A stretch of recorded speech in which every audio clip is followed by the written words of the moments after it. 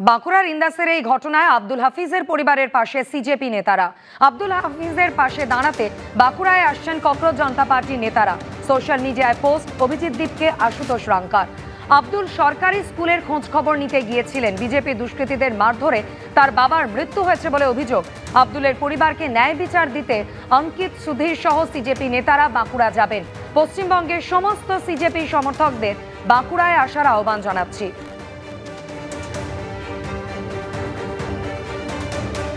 Social media post করেছেন অভিজিৎ দীপকে আশুতোষ রাঙ্কা। অত্যন্ত আপত্তিকর ঘটনা। একটা জঙ্গলের রাজত্ব কায়েম হচ্ছে, থ্রেট কালচার, গুন্ডামি, ডিম মারা, হামলা করা। বিজেপিকে কি ছাড়পত্র দিয়ে দিয়েছে রাজ্য পুলিশ প্রশাসন? আন্দোলনের কথা বলার জন্য বাড়িতে ঢুকে হামলা হবে? তীব্র নিন্দা করছি। অবিলম্বে এই থ্রেট কালচার, হামলা বন্ধ হওয়া উচিত।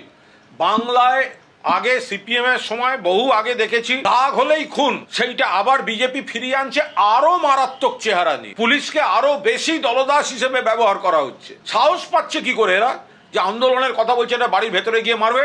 এতে আমাদেরও ভয় পাওয়ানো যাবে না, কিন্তু বাংলার মান ইজ্জত শুধু চমকে ধমকে বড় বড় কথা বলে রাখা যাবে না। দেখুন, এইগুলো তো মানে একজন বিজেপি কার্যকর্তা, মানে লক্ষ লক্ষ কার্যকর্তা রয়েছে সারা ভারতবর্ষে, লক্ষ লক্ষ কার্যকর্তা রয়েছে পশ্চিমবঙ্গে। সবার চরিত্রকে ঠিক করা তো আর আমাদের সম্মানীয় রাজ্য সভাপতি বা মুখ্যমন্ত্রীর নয়, সম্ভবও নয়। সুতরাং কেউ যদি এই ধরনের কাজ করে থাকে তার উপর অ্যাকশন হবে।